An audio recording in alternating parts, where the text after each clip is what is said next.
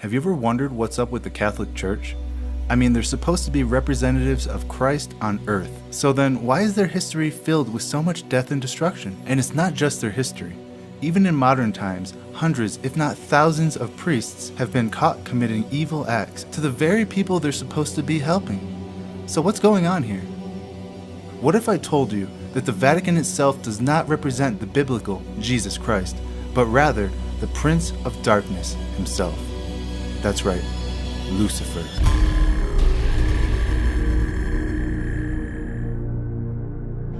The cardinal deacon to say, Annuncio vobis, gaudium magnum, habemus papam.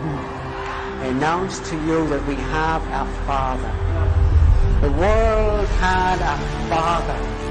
And now all of a sudden he's our Holy Father, and we're pledging him our love and our allegiance and our loyalty and our prayer. Everyone says there hasn't been anyone like him. That's what's so fascinating. And people of all faiths want to touch him. Yeah. Well, that's an appeal too. You know, we call him the Holy Father. Holy Father, please forgive me. Holy Father. You'll hear that title used quite often. This man, Bergoglio, Francis the Talking Pope, his predecessors, John Paul II, Pope Benedict, John Paul I, Pope Paul, Pope John the 23rd, Pope Pius. You can go all the way back, folks. I'm talking centuries. These men are replacement gods. And these men have taken upon themselves the title of Holy Father. He wears the titles of God. He wears the title Holy Father, head of the church. He never died for the church, but he stole that title from Christ. Jesus said, "And call no man your father upon the earth, for one is your Father which is in heaven."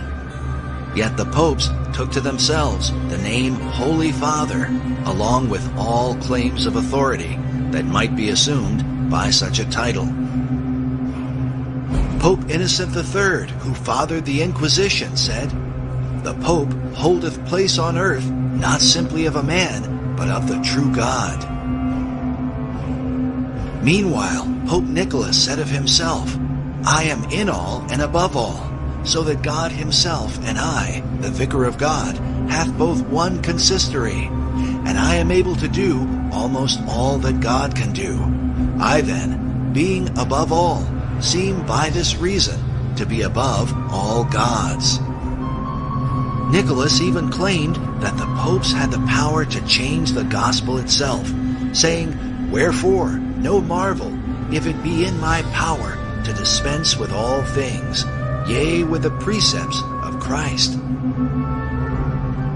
But in the Bible, Jesus says, "Behold, I have set before thee an open door, and no man can shut it, and no man openeth." The Apostle Paul warned that, "If any man or an angel from heaven preach any other gospel unto you, let him be accursed." Yet despite these biblical warnings, the popes repeatedly claimed they were equal to and above God, and were even called by Catholics our Lord God, the Pope. The Lateran Council, while addressing Pope Julius II, said to him, "Take care that we lose not that salvation, that life and breath which thou hast given us, for thou art shepherd, thou art physician, thou art governor, thou art husbandman, thou finally art another God on earth." In the 19th century, Cardinal Giuseppe Sarto, who would later become Pope Pius X, declared, "The Pope is not simply the representative of Jesus Christ. On the contrary, he is Jesus Christ himself, under the veil of the flesh." Does the Pope speak? It is Jesus Christ who is speaking. Hence, when anyone speaks of the Pope, it is not necessary to examine, but to obey. Jesus said of himself, "I am the way, the truth, and the life. No man cometh unto the Father but by me." Yet Pope Pius IX blasphemously declared, "I alone am the successor of the apostles, the vicar of Jesus Christ. I am the way, the truth, and the life.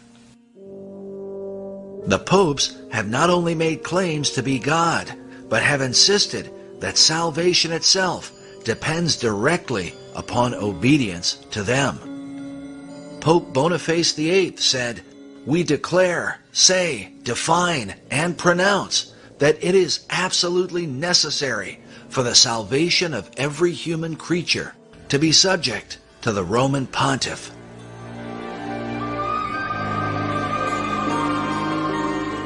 Pope Clement VI said, "No man outside obedience to the Pope of Rome can ultimately be saved. All who have raised themselves against the faith of the Roman Church and died in final impenitence have been damned and gone down to hell." Even in modern times, Pope John XXIII in 1958 declared, "Into this fold of Jesus Christ no man may enter unless he be led by the sovereign pontiff, and only if they be united to him can men be saved." In 1984, Pope John Paul II was quoted as saying, "Don't go to God for forgiveness of sins. Come to me." The quote was based on a Los Angeles Times article which reported, rebutting a belief widely shared by Protestants and a growing number of Roman Catholics, Pope John Paul II dismissed the widespread idea that one can obtain forgiveness directly from God. Furthermore, according to traditional Catholicism, obedience to the papacy is said to be required, no matter how dreadful the Pope might be. Catherine of Siena, one of the patron saints of Italy, whose mummified head is still preserved in Rome today, said, "Even if the Pope were Satan incarnate, we ought not to raise up our heads against him, but calmly lie down to rest in his bosom. He who rebels against our Father is condemned to death. For that which we do to him, we do to Christ. We honor Christ if we honor the Pope." Such demands for blind obedience were confirmed by the popes themselves, but confronted by the reformers. By men like Martin Luther, who said, "The Pope, possessed by demons, defends his tyranny with the canon, Si Papa, or Yes, Father. This canon states clearly, if the Pope should lead the whole world into the control of hell, he is nevertheless not to be contradicted. It's a terrible thing that on account of the authority of this man, we must lose our souls, which Christ redeemed with his precious blood." Because of this evidence, Luther declared, "I believe the Pope is the masked and incarnate devil, because he is the Antichrist."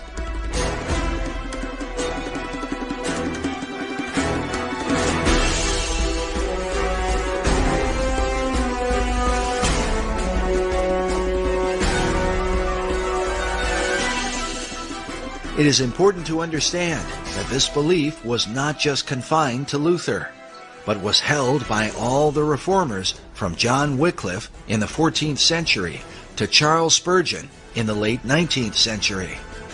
Spurgeon said, "It is the bounden duty of every Christian to pray against Antichrist. And as to what Antichrist is, no sane man ought to raise a question. If it be not the popery in the Church of Rome, there is nothing in the world that can be called by that name."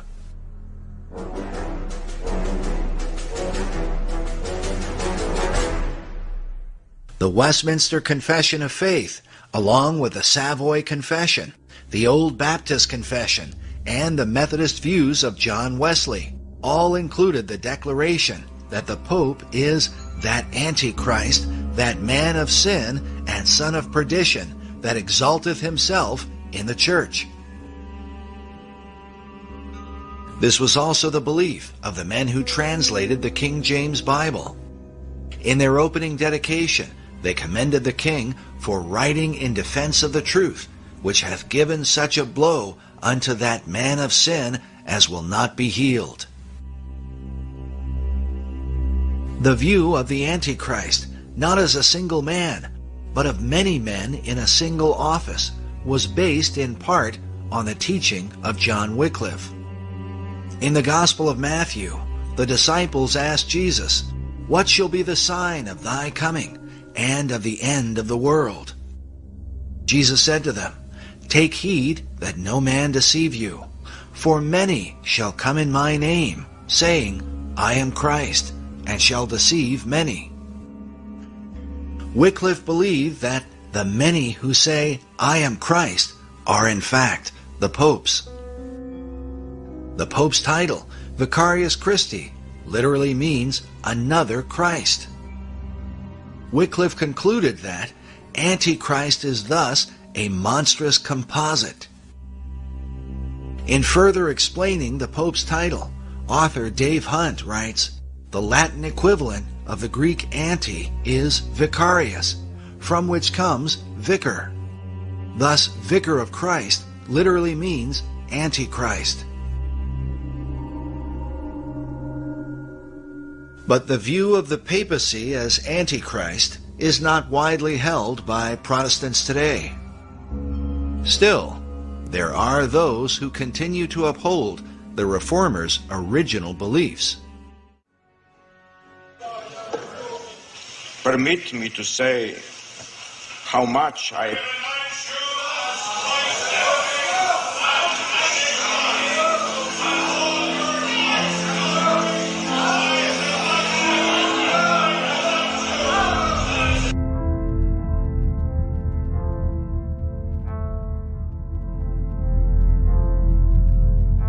this official Vatican portrait of the current Pope. It is called The Truth, the Way, and the Life, Portrait of His Holiness, Pope Benedict XVI. But can this really mean that in the modern world there are some who still believe the Pope to be equal to Christ and God? Mr. President, final question. Yes, sir. You said famously, when you looked into Vladimir Putin's eyes, you saw his soul. Yeah. When you look into Benedict XVI's eyes, what do you see? God. Good way to end the interview. Thank you, sir. Thank you, sir. My pleasure.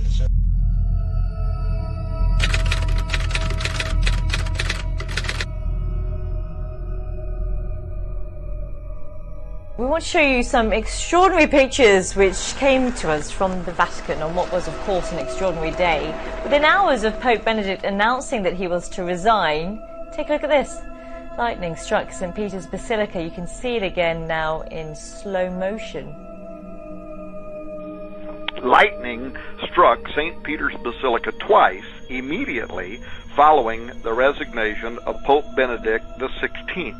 Now, some people might not make anything of that, but lightning is something in sacred literature that almost always carries spiritual connotation. Sometimes it's good, sometimes it's evil, like when Jesus referred to Satan as falling like lightning. And I can't help but think that the timing of two lightning bolts on this particular building, the St.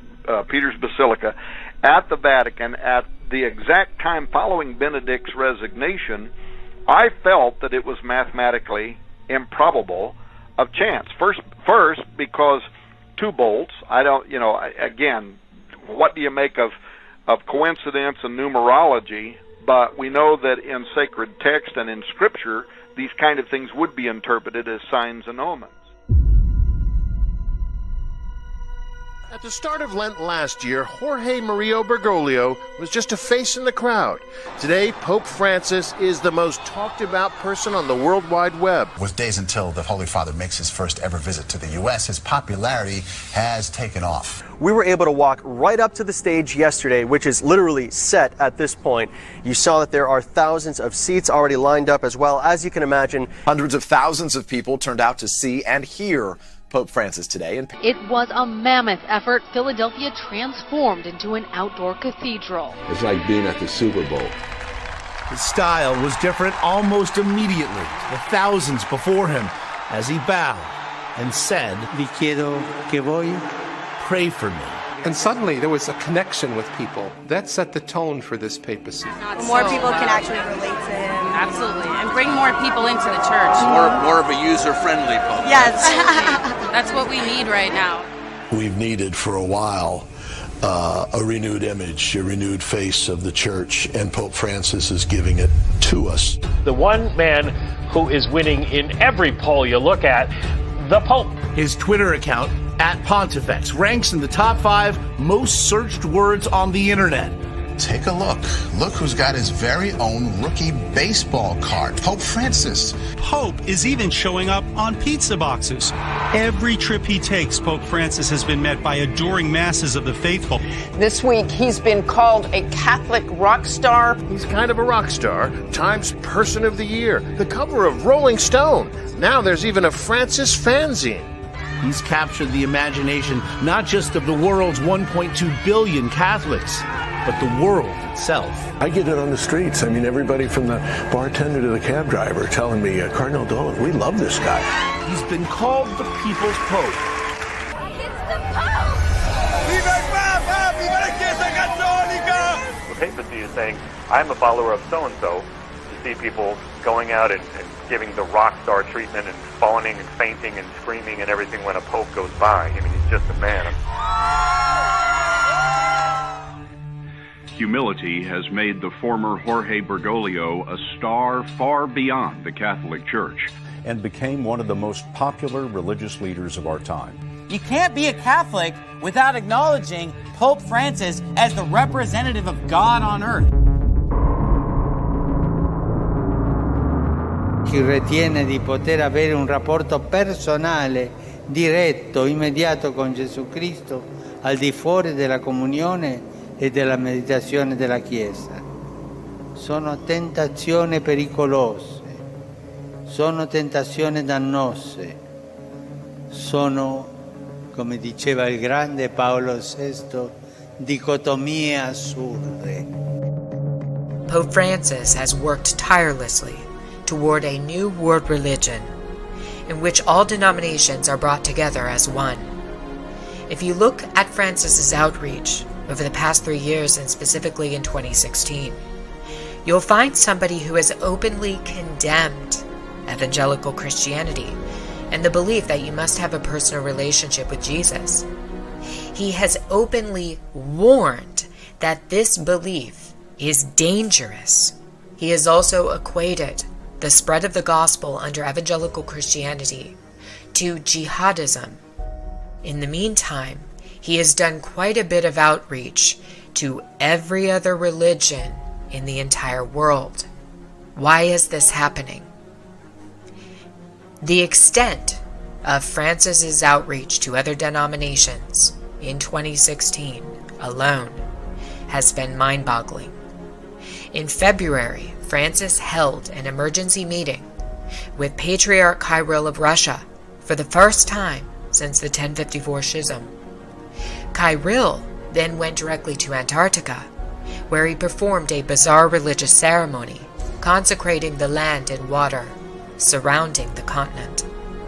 Francis has also done outreach to Patriarch Bartholomew of Turkey, in which both leaders voiced support for the migrant crisis and called for more migrants to enter Europe.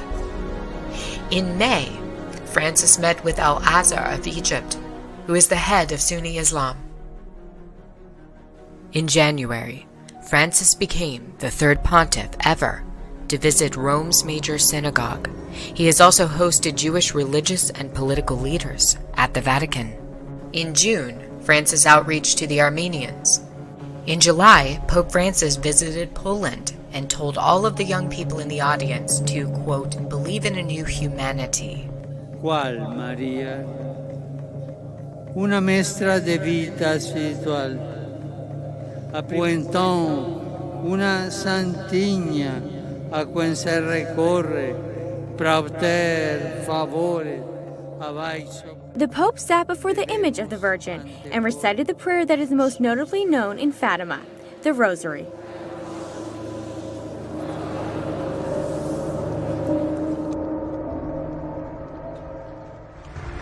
She's called the United Nations International Pilgrim Statue of Fatima and travels around the world. I've seen people who break down in tears as soon as they look at the face.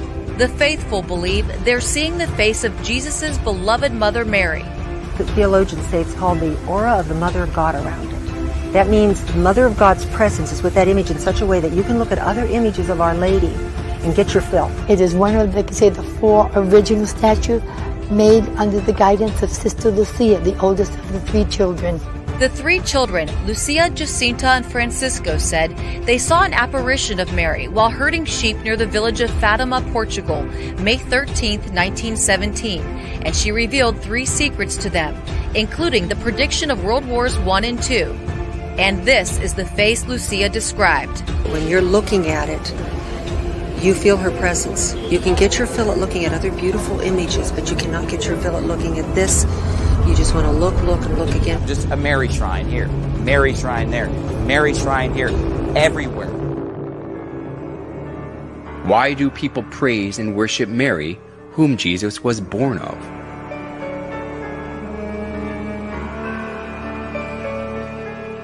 A famous Catholic bishop and writer, Alphonsus Liguori, explained in his writings that it is far effective to pray to Mary than to Christ. In the Franciscan Chronicles, it is related that Brother Leo once saw a red ladder, on the summit of which was Jesus Christ, and a white one on top of which was his most holy mother. And he saw some who tried to ascend the red ladder, and they mounted a few steps and fell. They tried again and again fell. They were then advised to go and try the white ladder, and by that one they easily ascended. For our Blessed Lady stretched out her hand and helped them, so they got safely to heaven. The story, which was made by the exuberant imagination, sounded plausible.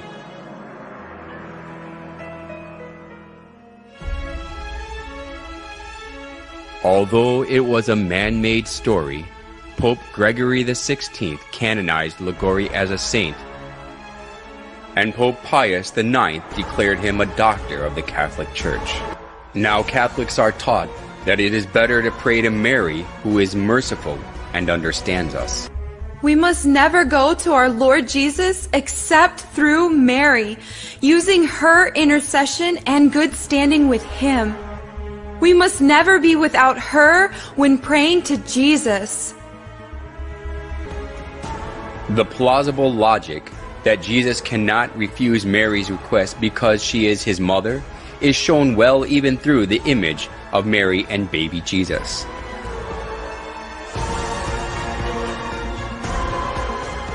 In most cases, Jesus is nested in Mary's arms as a baby.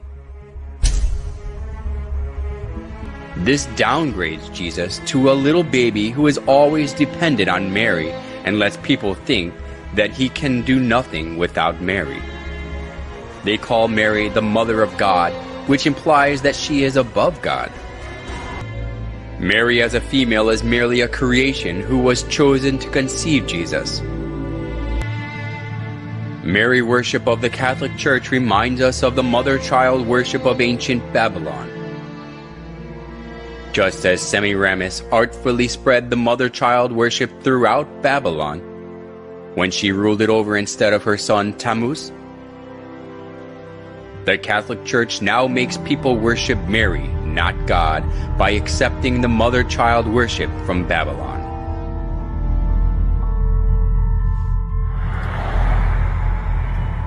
Hail Mary, full of grace, the Lord is with thee. Blessed art thou amongst women, and blessed is... There is no trace of suffering or even joy in this Mary's face. But it is not the alabaster emptiness of her gaze these people see as they pray. It is the Mary whose pain at the loss of her son, Jesus Christ, resembles their own. Mary's role for us as Christians is humanizing. It's somebody that we can relate to. 20% of all Roman Catholic places of worship in the United States, nearly 4,000, are named for Mary. shortly after the Council of Ephesus, which was in 431, when they declared her to be the Theotokos, the God-bearer, Mother of God. And then everything changes, and she starts to appear enthroned with a child on her lap, with angels and saints around her. That is when she becomes important. By the Middle Ages and Renaissance, paintings of Mary could be read for symbols of her holiness. Her outer mantle is blue, and underneath she usually, not always, has red robes. She wears a dark blue coat, and she stands on the half moon. She is the mother of all gods. So, the ancient religion of Babylon, they all have one thing in common: the sacred feminine. The sacred feminine. The sacred feminine. Ishtar the Babylonians, Tyre the Buddhism, Fatima of Muhammad, Sophia the Gnostics, Shekinah to the Kabbalist Jew, Mary to the Catholic, and Shakti to the Hindu. These all have one thing in common: the sacred feminine. And the sacred feminine is going to take you back to the source of light, because the light that resides in that place that Plato talked about, you need a path to get back to that light. Listen, this is important. She is the one to take you to that light. Now, I'm going to give you a guess. Tell me this morning, who do you think that light is? You remember what this subject's all about? Lucifer. He's the light bearer. There's a wind blowing through this church today. And that wind comes from Lucifer. Yes, it is. That has brought him into the house, and he's now in power.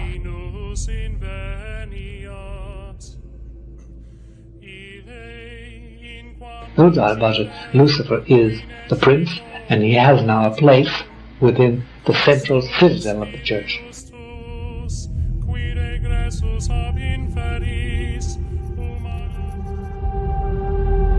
A lot of priests like to perform themselves the satanic masses around Rome, and they perform them in the area where usually the Pope goes on holiday, near Castel Gandolfo, in the area where you have also Lake Nemi, in those forests around there.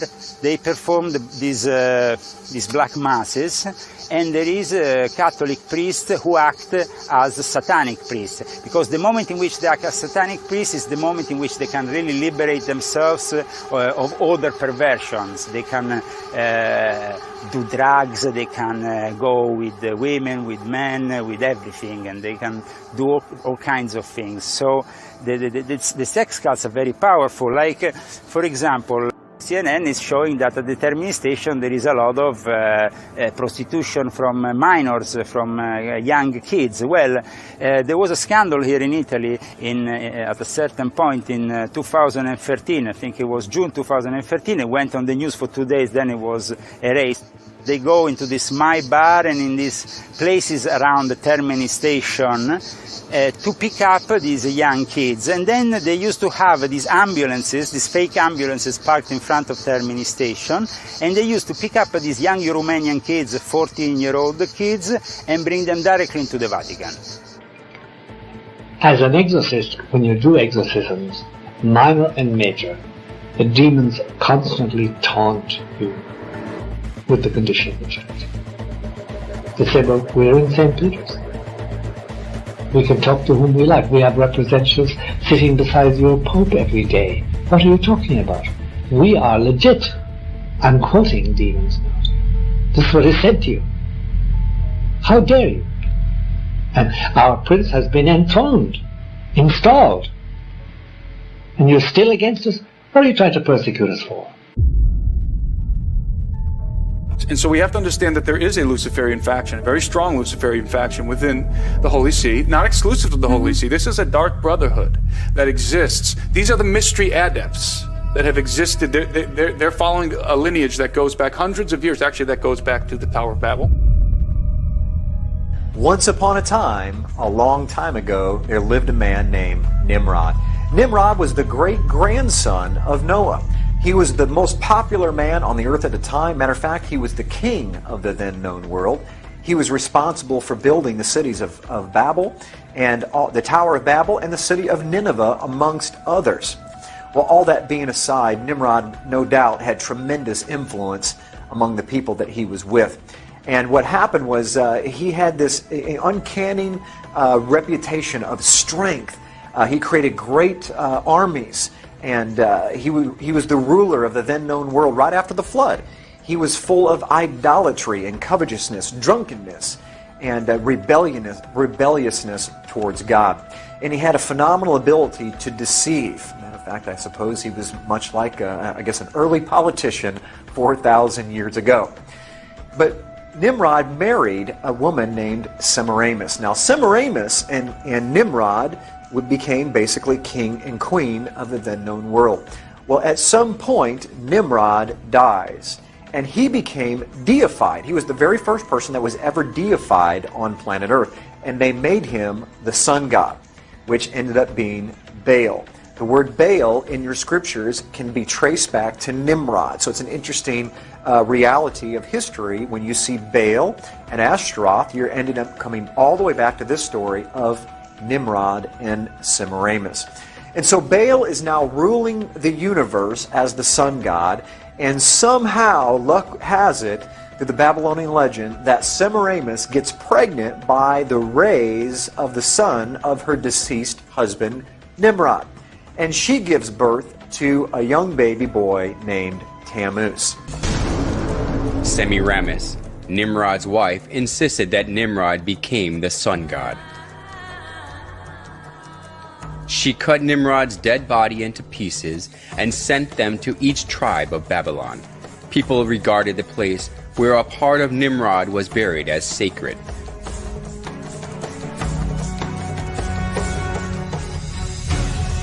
She also claimed that Nimrod was reincarnated as her son.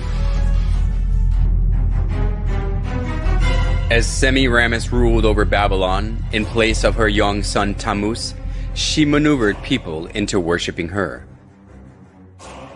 Monuments of Semiramis carrying her child Tammuz in her arms were set up all over Babylon, along with various images symbolizing the sun god. The sun worship and the mother-child worship, which was a scheme devised by Semiramis, put down roots as a religion of Babylon.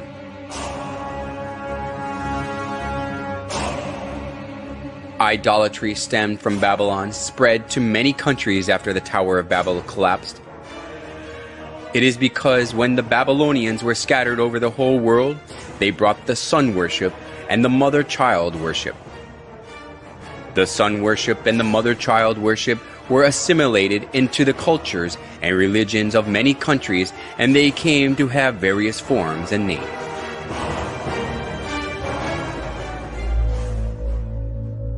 Nimrod, the sun god, was known as Mithra in Persia, Sol in Rome, Ra or Horus in Egypt, and Apollo in Greece. Semiramis and Tammuz, who were the start of the mother-child worship, was called Isis and Horus, Venus and Dionysus, Diana and Attis, and Astaroth and Tammuz, respectively. Besides these, the image of goddess, who is holding a baby in her arms, was venerated in many countries of the world. If so, was the mother-child worship the creature of an age, which was especially welcomed only in Babylon?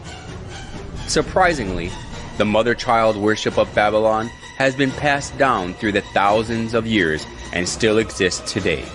In Vatican of Rome, we can find the mother-child worship in its original state. Now, further down in the story, as Tammuz grows and becomes a man, Tammuz actually marries his mother, and they have a very sexual relationship. And that baby Tammuz and his mother Semiramis is where you get the story of Cupid. Cupid, during Valentine's Day, is how the story of Valentine's Day developed, was from Tammuz, who married a very unbiblical relationship with his mother.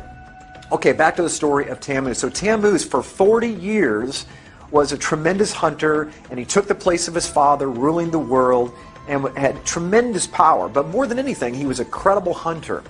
But unfortunately, his gift and his skill of hunting caught up with him one day, because he was killed during his 40th year by a wild boar. Every spring, the first Sunday after the vernal equinox, the spring equinox, they have what was called Ishtar's Sunday. And they would have a sunrise service. At the sunrise service, the priest of Ishtar would impregnate young virgins on the altar, and during that same service, they would take the babies that were now 3-month-old from the previous year, and they would sacrifice those children on the altar to Ishtar, and then they would take the eggs of Ishtar, and they would dip those eggs in the blood of those young infants. And that is where we get sunrise services, and that is potentially where we get the dyeing of Easter eggs. It is also interesting to note that worldwide universal color of Easter eggs is red. Even the White House, the official color of the White House Easter egg is ruby red. Now, back to Tammuz. Tammuz gets killed by a wild boar. So every year, in commemoration of celebrating the death and the deification of Tammuz, which became the son of God, the son of his father, they would set aside 40 days prior to Easter, and they would fast and they would pray, and they would have a giant feast on Easter Sunday where they would celebrate the death and the resurrection of Tammuz. And guess what they would have for dinner on that Sunday evening? You got it, Easter ham. They would kill a boar in commemoration to Tammuz, who was killed by a wild boar.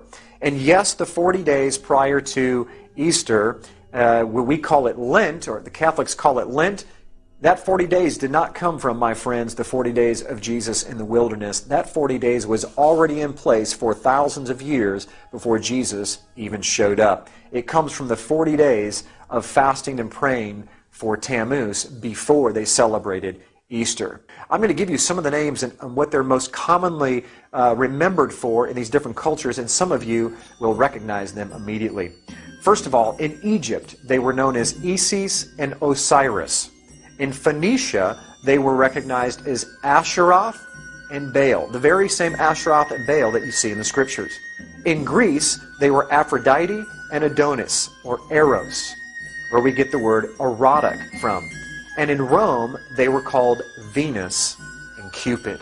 That's right, that's where we get Valentine's Day from, and Cupid. Even in the Far East, listen to this, this is amazing, Cupid was known as Zoroaster. Zoroaster is made up of two words, Zoro, which means seed of, and Asheroth, which is Easter. And so what Cupid actually means in the Far East is the seed of Easter, or the seed of his mother, Tammuz, and his mother, Semiramis. If you look on your screen, you're going to see Isis and Osiris, or this is Ishtar and Tammuz. Now, some of you may be asking, well, wait a minute, I celebrate Easter, you're talking about Ishtar. Easter is actually the Anglicization of the word Ishtar. In other words, if you say Ishtar in English, it's pronounced Easter.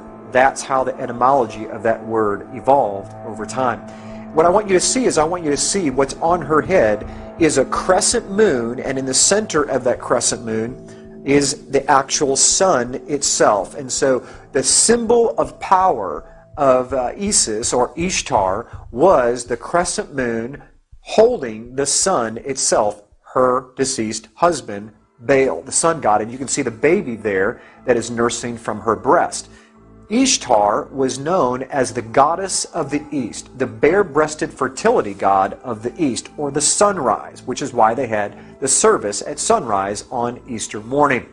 Here on your screen you see a pagan carving of the solar deity Baal Hadad depicted as a disc in a crescent. Okay, you can see the half-moon disc there in the center of your screen with the sun that is cradled inside of it. And that is the sun god, as well as the as the crescent moon that surrounds it. Now, as you see that the main symbol for the sun god was the crescent moon with the sun on the top of it, or centered and cradled inside that crescent moon, we now move to something that's a bit controversial but very true historically, is the Catholic Eucharist is actually the sun that is inside of that crescent moon. I'm going to show you some pictures of the actual Eucharist in different positions, and you're going to see that not only is it similar, it's identical. This is where they got the symbols from. You can see here, this is a particular object that holds the Eucharist, and I found this online, and this is what the quote said. I left off the particular church for obvious reasons, but this was their advertisement for a particular Friday. It says, Eucharistic adoration is held on the first Friday of every month for the purpose of honoring and praying to the Blessed Sacrament. Now, I don't know about you, but my Bible says to pray to the Father, our Father. Yeshua, Jesus, said to pray to the Father. He did not say to pray to inanimate objects, whether they represent Him or not. Now, look very carefully at, on the right-hand side, you can see the moon, the crescent moon shaped, holding that sun or that wafer of bread.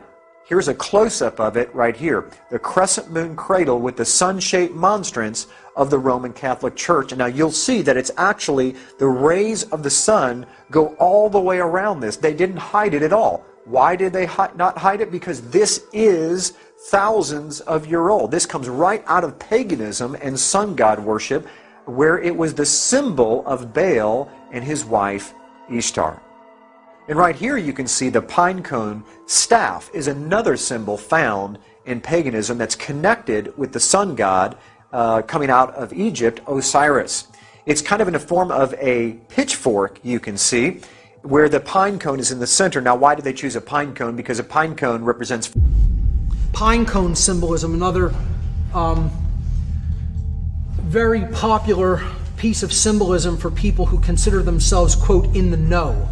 That they consider that they are spiritually aware and enlightened, they have the knowledge, they are awoken, they have wisdom, and they have transformed themselves spiritually. In many cases, it's the exact opposite. The pine cone symbolism comes after the pineal gland, which is at the center of the head. It's right here, circled in red. It's considered in the midbrain or the limbic system of the brain. It regulates, this gland regulates a lot of different functions within the individual related to perception, emotion, etc.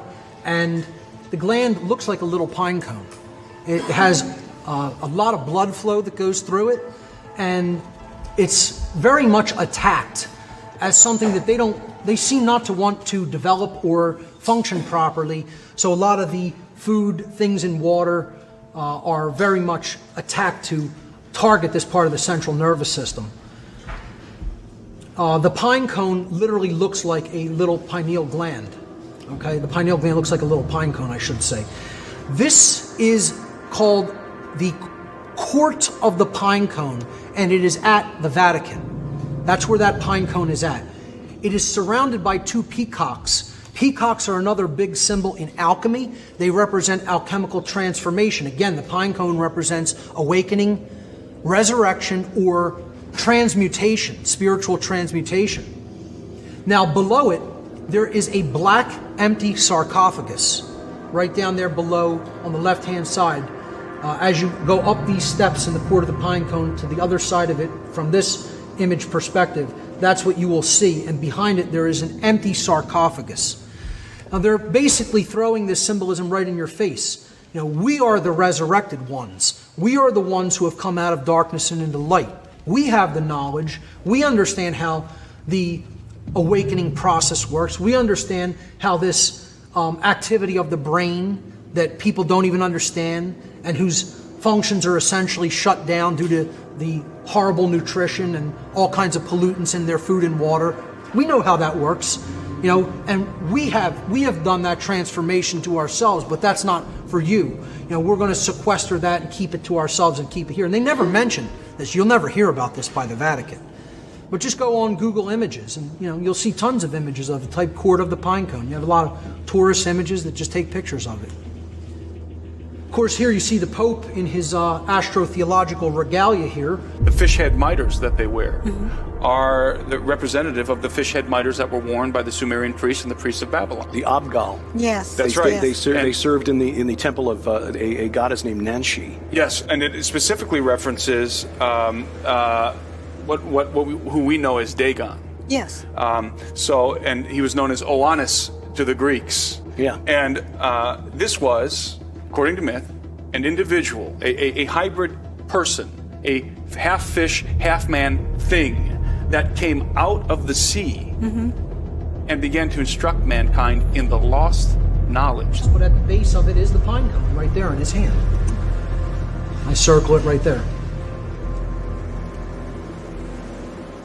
In symbolic iconography throughout the ancient world, the pine cone is revered. It's always a symbol of the transformation of a god. Often the god is giving that spiritual essence or knowledge to humanity.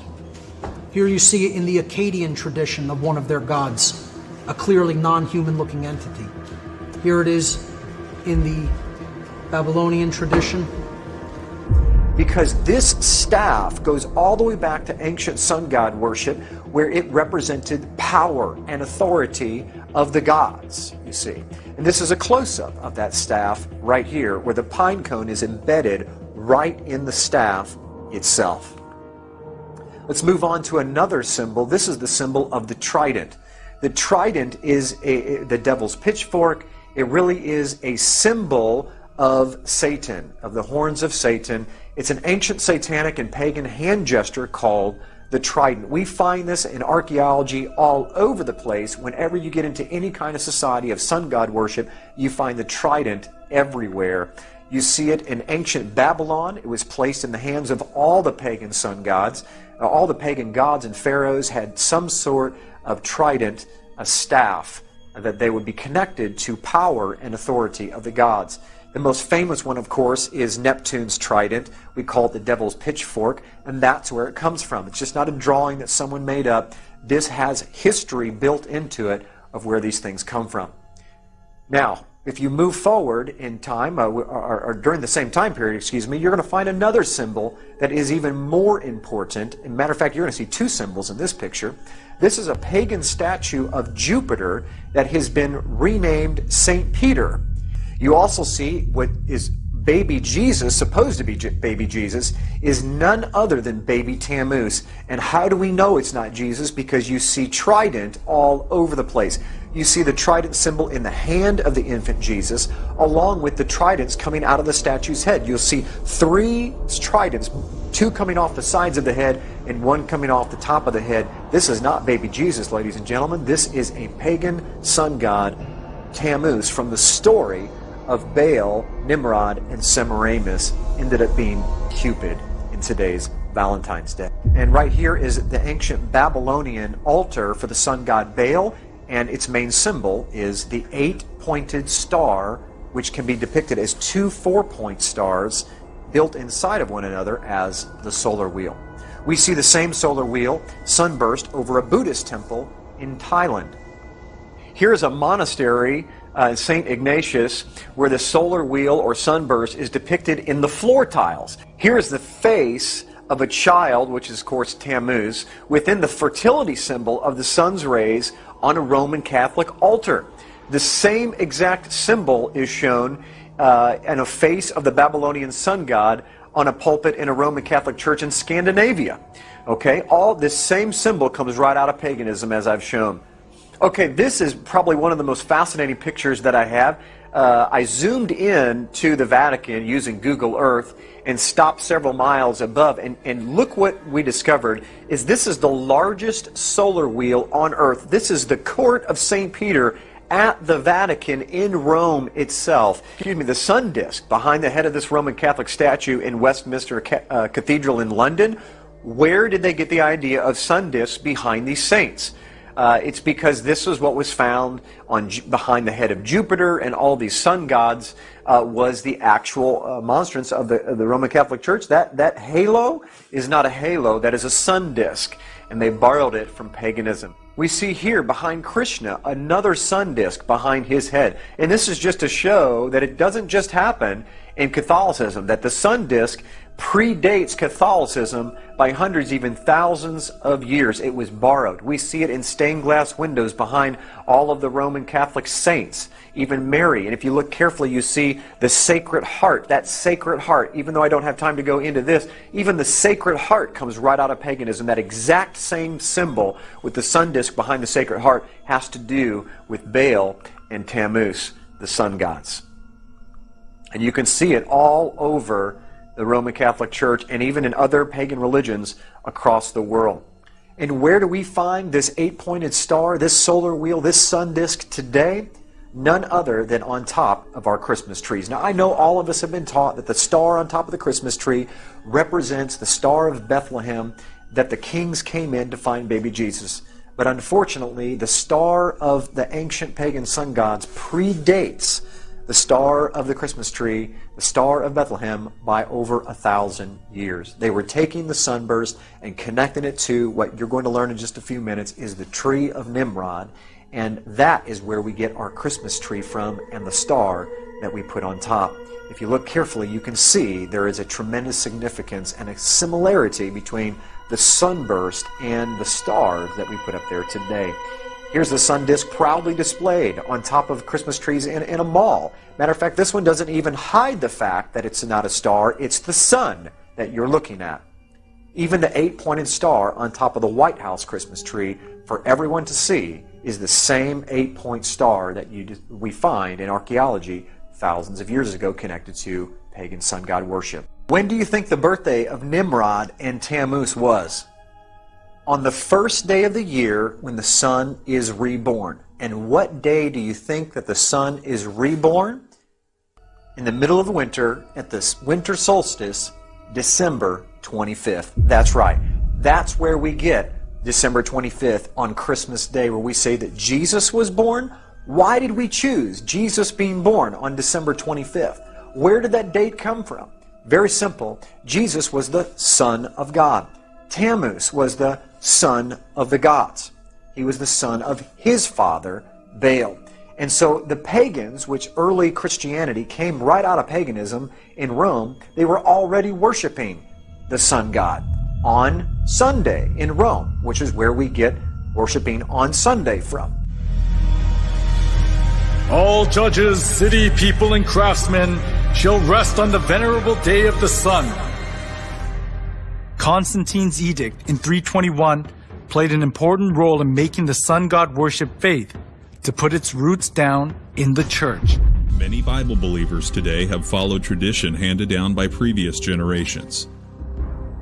They believe and were taught that Sunday is the proper day of worship, that the Savior changed the day of worship from the Jewish Sabbath to Sunday.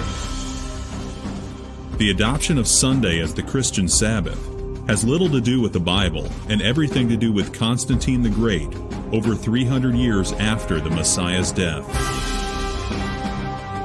Constantine was emperor of the Roman Empire from 306 to 337 CE. He was a sun worshipper who on his deathbed converted to Christianity. In 321 CE, while still a sun worshipper, Constantine established Sunday as the day of worship. He decreed, "On the venerable day of the sun, let the magistrates and people residing in cities rest, and let all workshops be closed." In this coin circulated by Constantine in 317 CE, we see the face of Constantine on one side, and on the other the figure of Sol Invictus, the unconquered sun. The sun god was also known as Mithras, and his birth was on December 25th. This date was adopted as the birth of Christ, and became the date for Christmas many centuries later. Clearly, Constantine was an avid worshipper of the sun god Sol Invictus. Amazingly, Martin Luther, the champion of the modern-day Protestant movement, said, "They allege that the Sabbath changed into Sunday, the Lord's Day, contrary to the Decalogue as it appears. Neither is there any example more boasted of than the changing of the Sabbath day. Great say they, is the power and authority of the Church, since it dispensed with one of the 10 Commandments. Nowhere in the Bible do we see that Yahshua and his apostles changed the day of worship from Saturday to Sunday. In fact, the Messiah in his Sermon on the Mount has this end-time prophecy: "Pray that your flight be not in the winter, neither on the Sabbath day." Those who were tainted with polytheism of Rome looked as if they had converted, but in actuality it wasn't easy for them to get rid of the religious rites and institutions of worshiping the sun, the moon, and the stars.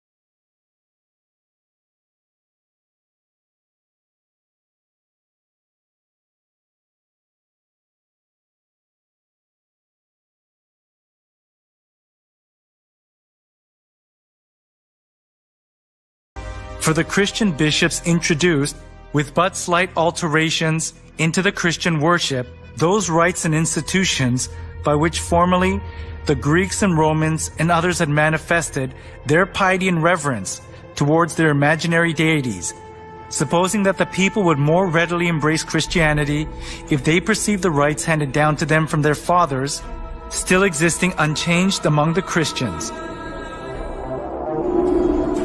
To attract more pagans, the Church in Rome tried to Christianize various kinds of pagan gods to suit the Bible. One of the most representative things among them was accepting pagan customs of the sun god worship tradition. The Church in Rome identified Jesus with the sun god.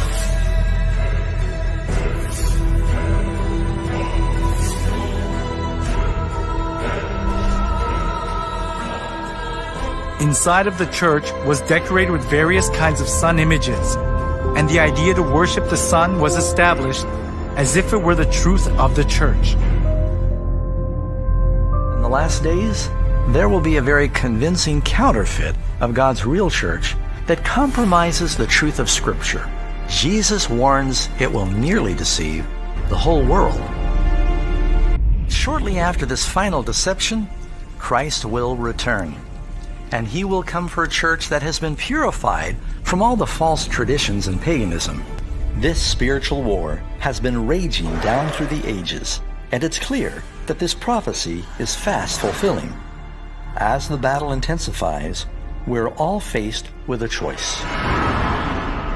Choose for yourselves this day whom you will serve. Soon, all will either join the bride of Christ or follow the beast of Babylon.